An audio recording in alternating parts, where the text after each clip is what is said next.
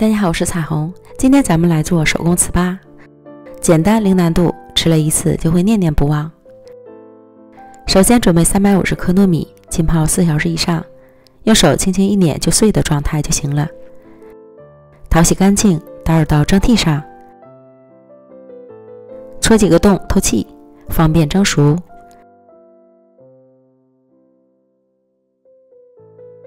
水烧开后蒸35分钟。接着来准备馅料，锅里倒入60克红枣丁，再加入100克清水，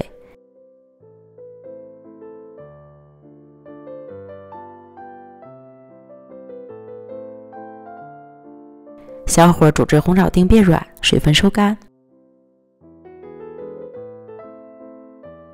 离火，倒入到碗中，捣成泥。红薯丁不需要捣得太烂，让它变得粘稠即可。然后再加入40克熟的花生碎、10克白芝麻、20克红糖，搅拌均匀，成为湿润的状态。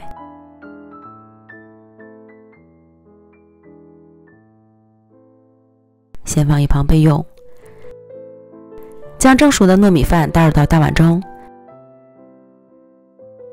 将糯米饭捣至粘稠，无需捣得太烂，带有颗粒感，这样口感会更好。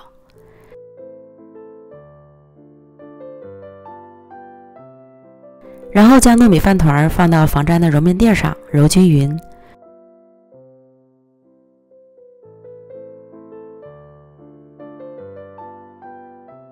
搓成长条，平均分成8份。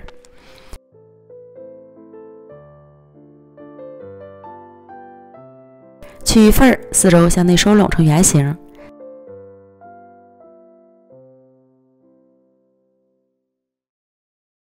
再按成饼状。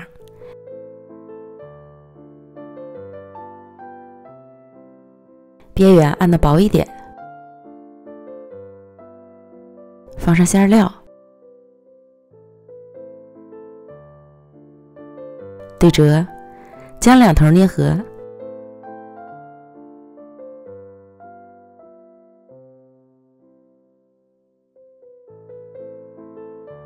像这样就可以了，依次把剩下的全部都做完。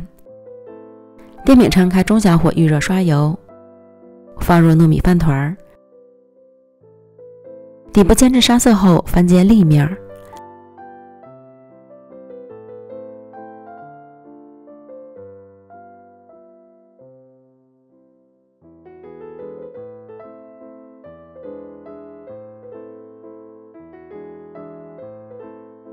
两面都煎至上色，表皮酥脆即可出锅。